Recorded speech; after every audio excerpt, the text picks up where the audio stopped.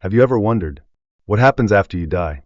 Not the kind of near-death experience where you black out, see some lights, and wake up confused. I mean actual death. The kind where everything is stripped away, and you see the truth, all of it. I used to be just like you. I believed in the physical world, my job, my wristwatch, and the bills piling up on the kitchen counter. I didn't believe in anything beyond this life. No angels, no afterlife, no light, no promises. Until one day, I died. My name is David Miller. I'm 52 years old, living in Oregon. I'm a structural engineer. I have a wife, a teenage son, and a golden retriever named Milo. A quiet life so ordinary, it might seem boring to some. But I love that kind of boring. It was a Saturday morning, September 24th, 2022. I woke up like I always did, fried eggs, black coffee with 2 spoonfuls of sugar.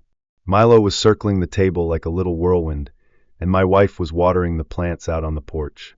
I looked out toward the pine forest in the distance, sunlight pouring through the trees like a sheer golden curtain. There was something strangely peaceful about it all.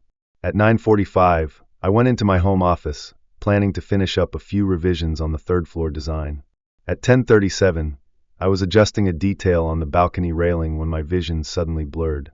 I closed my eyes and rubbed my temples. Thought to myself, probably just tired. But just a few seconds later, I knew. The room tilted slightly, like a ship losing its balance. My heartbeat turned erratic. A sharp pain pierced the back of my neck, like someone driving a steel needle into it. I tried to stand, but my legs wouldn't respond. I tried to call out my wife's name, but no sound came. My mouth opened, but the breath stopped. All I could hear was Milo barking frantically outside. Then, the sound of my wife's footsteps pounding up the stairs. And then I fell. Everything faded to a silvery gray. Coffee spilled across my drafting table. Ink bled into the blueprints. My hand trembled violently, like my soul was slipping out of my body. The room tilted slightly, like a ship losing its balance. My heartbeat turned chaotic. A sharp, stabbing pain shot through the back of my neck, like someone had driven a steel pin straight in. I tried to stand, but my legs no longer answered. I tried to call out my wife's name, but no sound came. My mouth opened, but the breath caught in my throat. All I could hear was Milo barking frantically outside. Then, my wife's footsteps pounded up the stairs. I collapsed. Everything shifted to a silvery gray. Coffee spilled across my drafting table. Ink smeared the pages. My hand trembled violently, as if my soul was slipping out of my body. I saw myself reaching for the phone, but missed. My eyes were wide open, yet the world around me began to drift away. It felt like a thick pane of glass was pushing me out, separating me from everything I once called reality. And then silence. No more footsteps. No more barking. No more screams from my wife. Only a thick, velvety darkness remained. And in that darkness, a sliver of light began to open. When I opened my eyes, I was no longer me. The first thing I felt was a lightness. As if the weight of my body, every ache, every burden, every ounce of weariness from 52 years of living had just fallen away, like a boulder cast into a deep ravine. I was floating. I didn't know if I was standing, lying down, or drifting, but I knew this. I was no longer on the floor where I had collapsed. I was far above, looking down at the room, as if it were a photograph taken from the ceiling. And there I saw myself. A lifeless body lay there, eyes slightly open, mouth agape, as if trying to speak a final word that never came. My wife had collapsed beside me, sobbing uncontrollably. Her hands were trembling as she dialed 911. Milo was barking hoarsely, his round eyes filled with tears. I watched it all like an outsider. No fear, no sorrow, no screaming. Just one feeling remained, peace. A peace so profound, it almost felt suspicious. There was no more time. No ticking clock. No boundary between eyes closed and eyes open. Everything I had ever known about existing was gone. I tried to speak. No sound came out. But whenever I thought of something, it happened instantly. I thought of my father. He passed away when I was 17, and in that very moment, he appeared. Not as a ghost. Not in his old familiar body. But as a presence. A translucent light, and yet, I knew it was him. I can't explain it in words. It was just a knowing.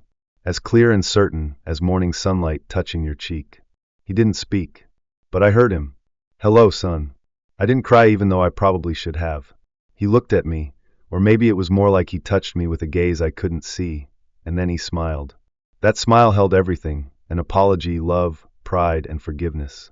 Before I could ask a single question, everything around me began to shift.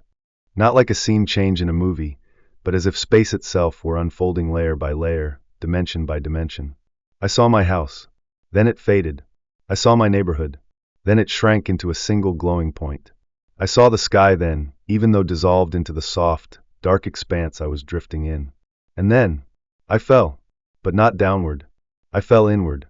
Before I could ask a single question, everything around me began to shift. Not like a scene change in a movie, but as if space itself were unfolding layer by layer, dimension by dimension. I saw my house. Then it faded. I saw my neighborhood. Then it shrank into a single glowing point. I saw the sky then, even though it dissolved into the soft, dark expanse I was drifting in. And then, I fell. But not downward. I fell inward. There were no colors like the ones in this world, and yet everything was more radiant than anything I've ever known. There were no sounds, yet something echoed through it all, like eternal music. I wasn't listening with my ears. I wasn't seeing with my eyes.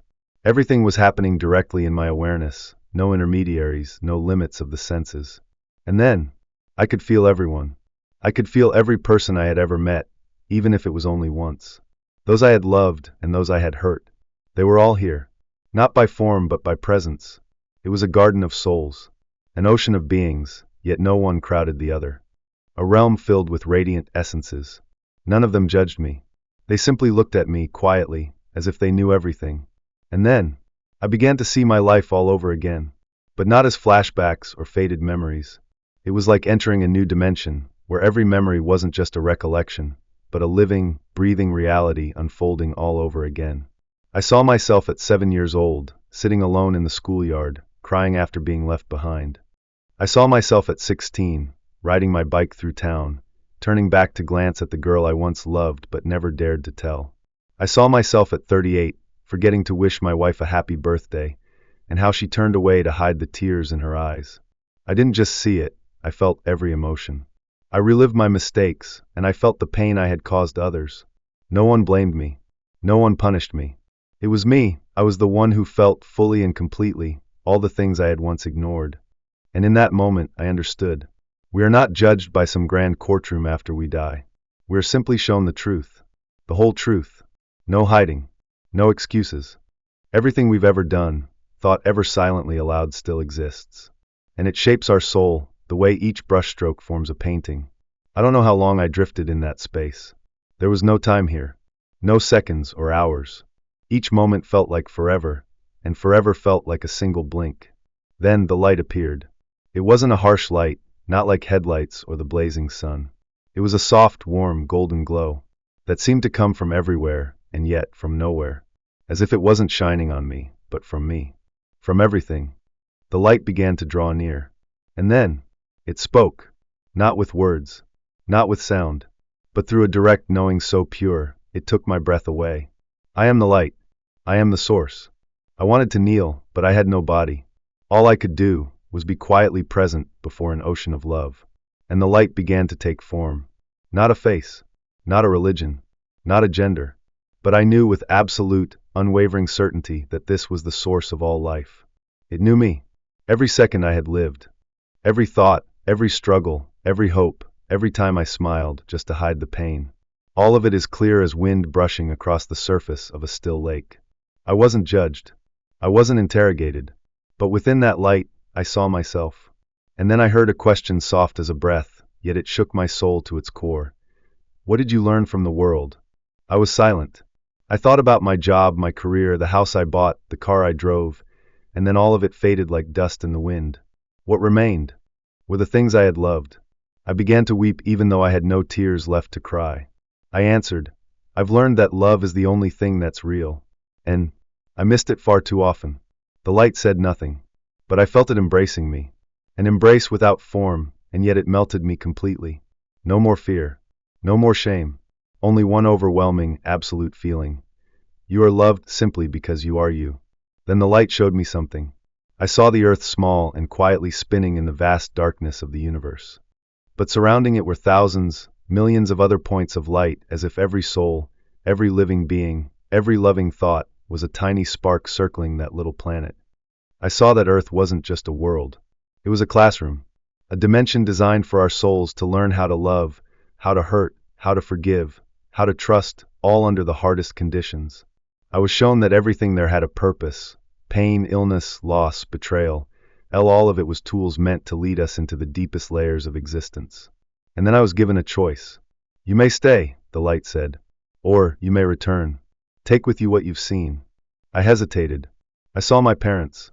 I saw my wife. And then I saw my son sitting alone in a hospital hallway, his eyes red and swollen, clutching the teddy bear I gave him when he was 3. I heard my son ask his mother, "Is Daddy never going to take me to soccer again?" My heart shattered into 1,000 pieces. I looked toward the light and whispered, not with my mouth, but with everything that was left of me, "If I'm allowed to return," I said, "please let me live as a soul, not just a body that walks." The light smiled. Not with a mouth, but I felt it. "Everything you've seen already lives inside you. Don't forget. And when you return, tell those who are still asleep." Then everything began to pull away. The light faded not because it was disappearing, but because I was leaving it. I felt the weight return. My chest grew heavy. Pain rushed in like a crashing wave. The smell of antiseptic.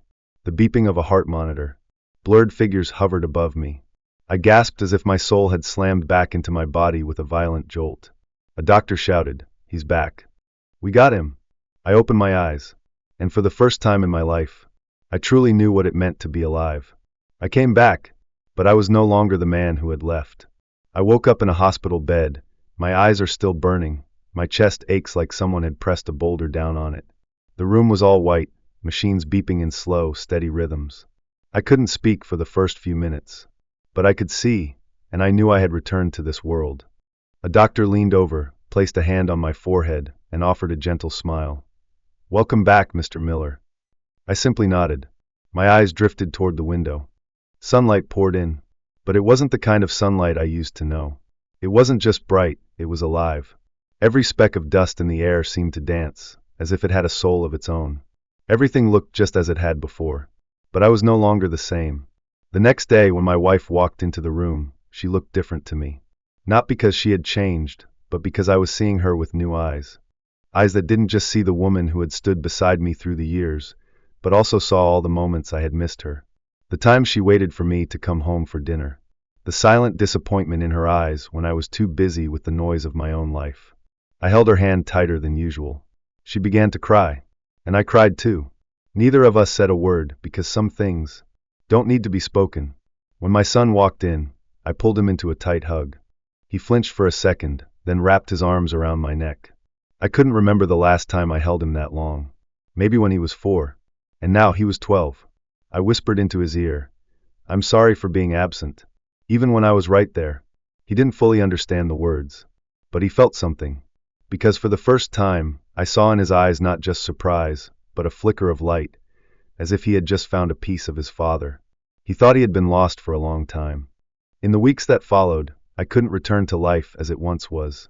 I left my job, not because I was giving up on everything, but because I knew I no longer fit the role of an engineer.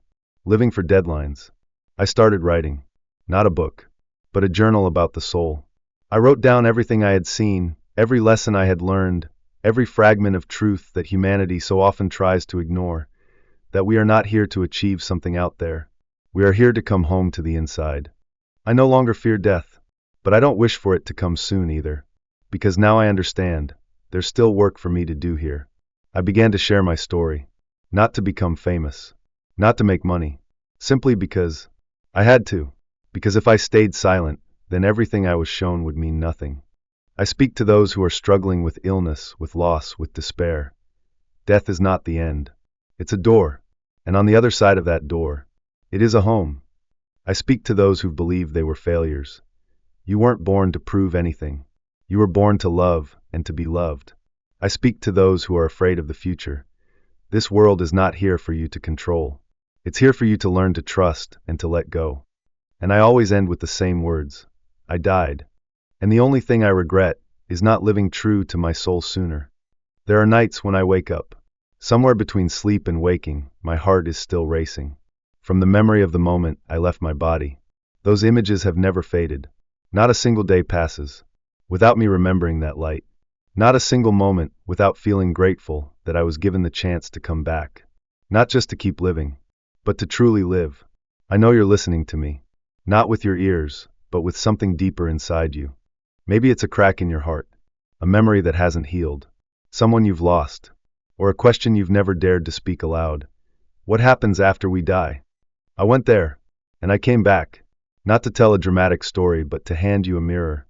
Not to see your face, but to help you see into your soul. If tomorrow were your last day, would you forgive? Would you hold someone close?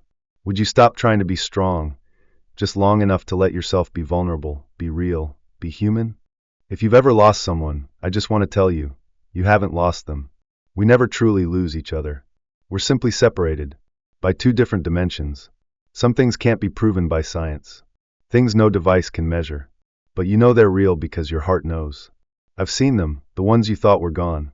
They're still there, still smiling, still remembering, still waiting. And I promise you this, no one lives in loneliness. No one dies without being welcomed home.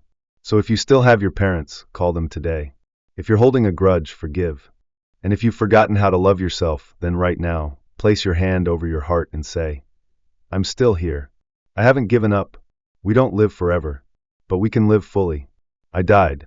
And in that very moment, it was when I truly began to live. And you? Have you truly lived yet?